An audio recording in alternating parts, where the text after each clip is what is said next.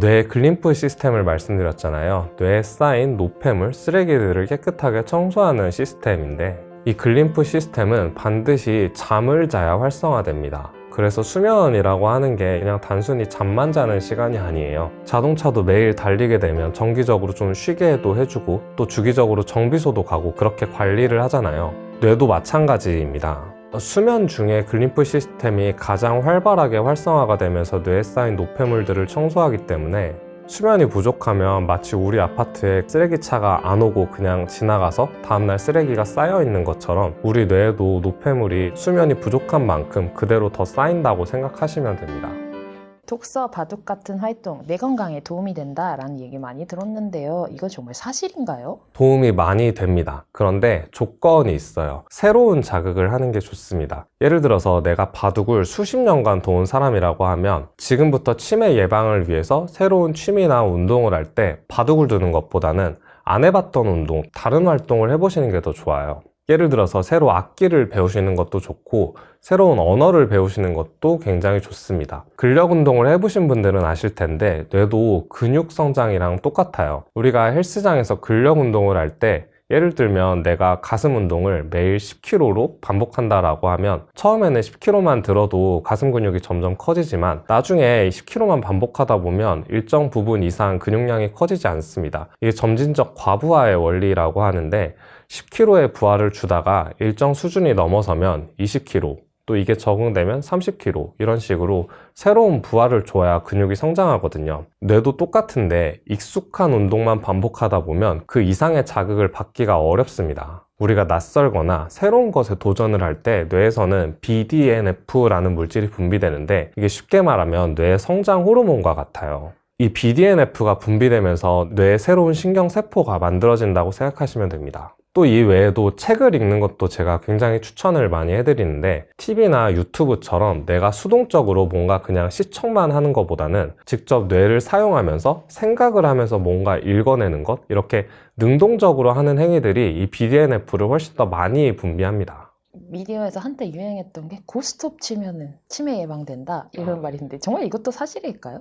저는 사실 고스톱을 칠 줄 모르는데 고스톱을 처음 쳐보시는 분들은 이걸 치기 위해서는 이 룰을 새로 배우셔야 되잖아요. 그래서 첫 번째로 이렇게 새로운 뭔가 규칙을 배우는 것 자체가 뇌훈련이 될 수 있을 것 같고, 두 번째는 고스톱이 혼자 치는 게 아니라 여러 사람과 같이 치게 되잖아요. 그래서 이렇게 사회적 교류를 하는 것도 치매 예방에 도움이 돼서 제 생각에 도움이 많이 될 것 같습니다. 지금 계속 얘기해 주셨던 게 뇌를 자극해서 새로운 자극을 계속 준다라는 거였는데 3개월에서 6개월 단위로 새로운 취미를 이렇게 바꿔주면서 다니시는 것도 좀 도움이 될까요, 그러면?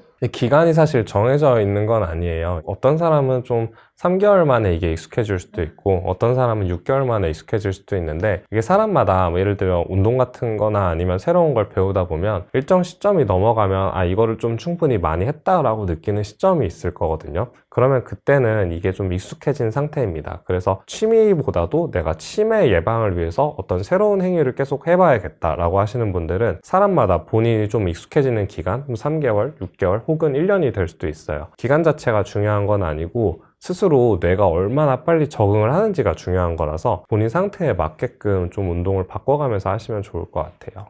효과적인 뇌 건강 운동은 또 뭘까요? 제가 가장 많이 추천드리는 운동은 러닝입니다. 러닝이 힘들다라고 하시면 빠르게 걷기나 아니면 아주 가볍게 뛰는 슬로우 조깅도 좋아요. 아까 BDNF를 설명드렸었는데 러닝 같은 유산소 운동을 할 때 이 BDNF가 엄청나게 많이 분비됩니다. 그래서 실제로 뇌과학자들이 러닝을 그렇게 많이 한다고 해요. 만약 러닝 외에 집에서 가볍게 할 수 있는 스트레칭이나 마사지로는 목에 있는 근육들을 많이 풀어주시면 좋습니다. 이렇게 옆목에 있는 흉쇄유돌근이나 아니면 뒷목 쪽도 많이 풀어주시면 뇌로 가는 혈류순환이 개선될 수 있고요. 또 혈류순환이 떨어지시는 분들이 알게 모르게 흉식호흡을 많이 하시는데 가슴을 써서 하는 호흡 자체가 상체 근육을 굉장히 많이 긴장시키고 혈관을 수축시키게 됩니다. 그래서 가슴이 아니라 횡격막, 배를 이용한 복식호흡을 많이 하시는 것도 코어 근육을 강화시켜주고 전신 순환을 올바르게 해줘서 뇌혈류 순환을 더 건강하게 만들 수 있습니다.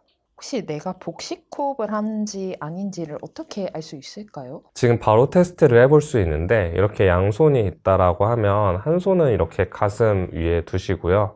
한 손은 배 위에 두시면 됩니다. 배꼽보다 조금 위로 두시면 돼요. 이 상태에서 내가 가볍게 숨을 들이마시고 한번 내쉬어보시면 됩니다. 이때 가슴에 위치한 손이 좀 올라간다 라고 느끼시는 분들은 흉식 호흡을 하고 계시는 거고, 배에 위치한 손이 올라가시는 분들은 복식 호흡을 하고 계시는 거라고 생각하시면 됩니다. 현대인분들이 사실 대부분 흉식 호흡을 많이 하세요. 우리가 원래 일상생활에서는 흉식 호흡과 복식 호흡을 번갈아 가면서 해야 되는데, 흉식 호흡은 좀 긴장하거나 스트레스를 받거나 좀 중요한 일을 앞두고 있을 때 숨을 일부러 빨리 쉬게 만드는 역할을 하고, 복식 호흡은 수면을 취할 때나 밥 먹을 때, 휴식할 때, 이럴 때 몸을 편안하게 이완시켜주기 위해서 호흡을 하게 되는데, 기본적으로 현대인분들이 스트레스를 많이 받고 긴장할 일이 많으시다 보니까 그냥 24시간 계속 흉식 호흡을 하고 계시는 경우가 굉장히 많거든요. 그래서 처음에는 내가 의식적으로 이렇게 손을 대놓고 복식 호흡을 하다 보면 나중에 훈련이 충분히 되고 코어 근육이 튼튼해졌을 때 무의식적으로도 복식 호흡을 할 수 있게 됩니다. 제가 예전에는 10분 하라고 말씀드렸는데 그렇게 하라고 하니까 잘 못 하시더라고요. 그래서 처음에는 너무 무리해서 하지 마시고 자기 전에 한 1분 정도만 이렇게 한번 연습을 해보시고, 이게 익숙해지시면 나중에는 손을 떼고 또 1분이 아니라 5분, 10분, 1시간 이렇게 늘려가면서 연습을 하시면 됩니다. 뇌혈류 건강에 수면 습관 얼마나 중요한지도 들어볼게요. 뇌 글림프 시스템을 말씀드렸잖아요. 뇌에 쌓인 노폐물, 쓰레기들을 깨끗하게 청소하는 시스템인데, 이 글림프 시스템은 반드시 잠을 자야 활성화됩니다. 그래서 수면이라고 하는 게 여러 가지 작용이 있지만 그냥 단순히 잠만 자는 시간이 아니에요. 자동차도 매일 달리게 되면 정기적으로 좀 쉬게도 해주고 또 주기적으로 정비소도 가고 그렇게 관리를 하잖아요. 뇌도 마찬가지입니다. 수면 중에 글림프 시스템이 가장 활발하게 활성화가 되면서 뇌에 쌓인 노폐물들을 청소하기 때문에 수면이 부족하면 마치 우리 아파트에 그날 당일에는 쓰레기차가 안 오고 그냥 지나가서 다음날 쓰레기가 쌓여 있는 것처럼 우리 뇌에도 노폐물이 수면이 부족한 만큼 그대로 더 쌓인다고 생각하시면 됩니다. 자기 전에 잠 잘 오는 비법 좀 소개해 주세요. 자기 전에 할 수 있는 아주 간단한 3가지 방법을 추천해 드릴게요. 첫 번째는 귀 마사지입니다. 귀 마사지가 왜 좋냐면 귀에는 미주신경이라는 게 분포하고 있는데, 이 미주신경이 휴식과 이완을 도와주는 부교감 신경 중 아주 핵심적인 신경이에요. 그래서 귀를 그냥 이렇게 잡아당겨 주셔도 좋고요. 한 10초 정도씩 잡아당겨 주시면 됩니다. 아니면 이렇게 손가락을 이용해서 이렇게 귀에 튀어나온 부분이 있잖아요. 이 이주 부분을 이렇게 꾹 눌러주셔도 좋아요. 그래서 이런 마사지를 한 1분 정도 반복해 주시면 좋고, 귀 마사지를 제대로 하시면 실제로 이걸 하자마자 좀 하품이 난다고 하시는 분들도 있으십니다. 실제로 귀에도 많은 근육과 혈관이 분포하고 있는데, 우리가 목 어깨 안 좋으신 분들이 마사지 같은 거 받을 때 누르면 아파하시잖아요. 귀도 마찬가지로 근육이 많이 경직되고 혈류순환이 떨어지고 또 미주신경 기능이 떨어지신 분들은 실제로 조금만 눌러도 엄청 아파하시는 분들이 계세요. 그래서 내가 예를 들면 귀를 이렇게 한 반 접어봤는데 악 소리가 날 정도로 아프다라고 하면 몸 상태가 안 좋은 거라고 생각하시면 됩니다. 귀 마사지는 굉장히 효과적이고, 실제로 한의학에서는 이침이라고 해서 이 부에 침 치료를 하기도 하거든요. 꼭 이침 치료를 받을 필요 없이 집에서도 간단하게 손으로 많이 풀어주면 실제로 부교감 신경이 좋아지는 경우가 많아서 방법이 되게 간단하니까 많이 해보시면 좋을 것 같아요. 두 번째는 사륙호흡법입니다. 원래는 복식호흡을 하시면 좋은데 복식호흡이 처음에 할 때 좀 어려워하시는 분들이 많으세요. 그러면 이것보다 더 쉬운 단계로 사륙호흡법을 알려드리는데, 쉽게 말해서 4초간 들이마시고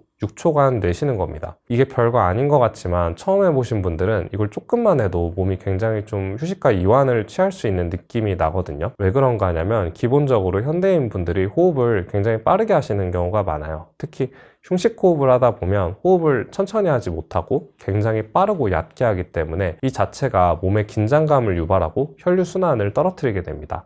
반대로 호흡만 조금 느리게 해도 혈류순환이 개선되고 신체가 이완될 수 있거든요. 그래서 복식호흡을 하기 전 단계 이렇게 사륙호흡법을 한번 연습을 해보시고, 이게 만약 익숙해지신 분들은 복식호흡 단계로 넘어가시면 좋습니다. 세 번째는 종아리 스트레칭입니다. 종아리는 별거 아닌 것 같은데 사실 제2의 심장이라고 불리는 근육이에요. 우리가 낮에 앉아서 혹은 서서 생활을 하면서 중력의 영향을 받다 보니까 심장에서 뿜어져 나온 혈액이 종아리로 갔다가 다시 올라와야 되는데 이 종아리 근육이 많이 뭉치신 분들은 이 다리 아래쪽에 혈류가 정체돼서 다시 심장이나 뇌로 올라가는 기능이 많이 떨어지게 되거든요. 실제로 밤이 됐을 때 여성분들이 다리가 퉁퉁 붓는 분들이 많으신데 그게 바로 이 원리입니다. 특히 이런 분들은 자기 전에 폼롤러나 아니면 손 마사지볼을 이용해서 종아리 근육을 많이 풀어주시면 말초 혈류순환 자체가 개선이 되면서 뇌혈류순환도 같이 개선될 수 있습니다. 마사지기 같은 거 쓰셔도 되고 저는 폼롤러 제일 많이 추천드리는데 이유는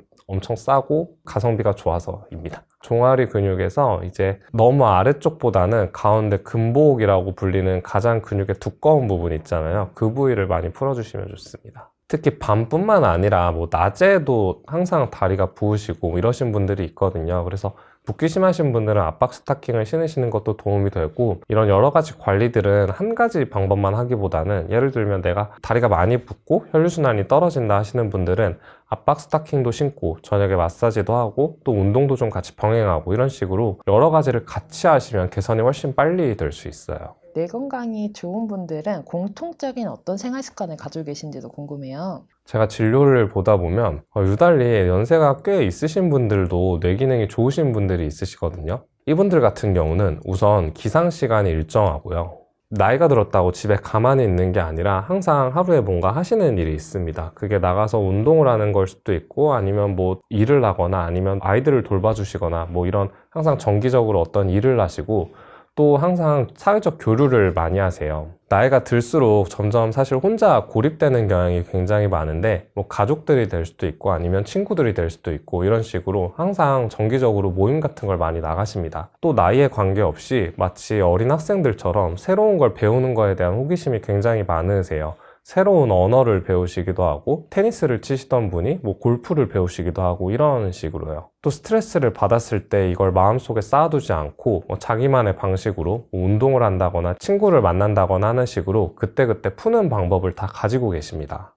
결국은 뇌 건강이라고 하는 게 단순히 뇌에 좋은 음식이나 뇌에 좋은 영양제나 그냥 뇌에 좋은 생활 습관 한 가지라기보다는 여러 가지 이런 관리들을 병행하면서 또 이와 더불어 사회적인 상호작용조차도 뇌 건강에 도움이 될 수 있다는 뜻이죠. 그래서 뇌에 좋다는 땡땡 뭐 이런 거 하나만 하기보다는 나의 상황에 따라서 운동도 할 수 있으면 하시면 좋고요. 식단도 지키시면 좋고 친구 관계나 아니면 모임을 나가시는 것처럼 여러 가지를 같이 병행하시면 여러분의 뇌를 훨씬 더 건강하게 만들 수 있습니다. 뇌 건강 위해 그래도 50대 이후에 꼭 시작하셔야 되는 습관이 있다면 어떤 건지 추천 부탁드릴게요. 딱 하나만 고르라고 하면 식사 후에 걷기입니다. 식사 후에 그냥 눕는 거랑 움직이는 거랑 같은 양을 먹어도 굉장히 큰 차이가 많이 나는데 고혈당이 혈류순환에 굉장히 안 좋다고 말씀드렸잖아요. 그런데 같은 음식을 먹어도 식후에 10분에서 15분 정도 걷기만 해도 혈당 스파이크가 일어나는 현상이 굉장히 많이 줄어듭니다.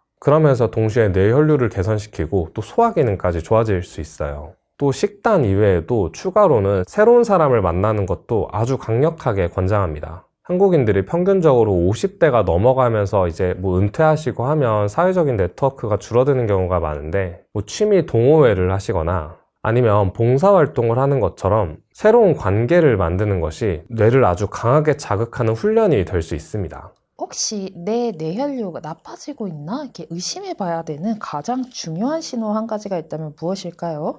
가장 핵심 증상 한 가지는 수면 시간이 충분한데도 머리가 늘 멍하고 무겁고 개운하지 않다, 이 증상입니다. 수면이라고 하는 게 소위 뇌의 자가 치유 시간인데 원래 밤에 잘 자고 일어나면 머리가 굉장히 맑은 느낌이 나야 하거든요. 그런데 그 수면 시간을 충분히 썼는데도 불구하고 머리가 무겁고 회복이 잘 안 된다는 건 뇌혈류 어딘가에 문제가 쌓이고 있다는 신호일 수 있습니다. 만약 이런 증상이 매일같이 2주 이상 반복된다면 단순 피로로 그냥 넘기지 마시고 전문가와 상담해 보시는 것도 권장드리고요. 뇌는 막상 증상이 나타나서 아플 때 병원에 가면 굉장히 늦거든요. 아플 때 고치는 질환이 아니라 평상시 뇌가 보내는 신호를 일찍 알아채고 관리하는 것입니다.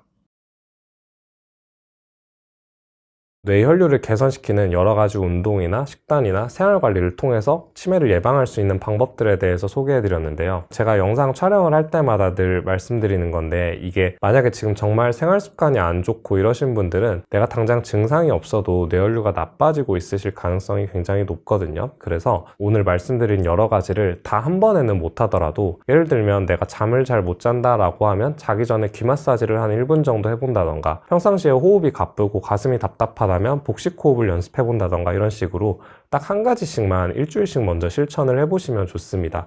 그렇게 해서 습관을 바꿔가다 보면 어느새 수개월이 지나 있을 땐 몸이 굉장히 많이 달라져 있을 수 있거든요. 그래서 영상을 보고 그냥 끄지 마시고 딱 한 가지라도 꼭 실천을 하시면 여러분들 뇌 건강에 더 많은 도움이 될 것 같습니다.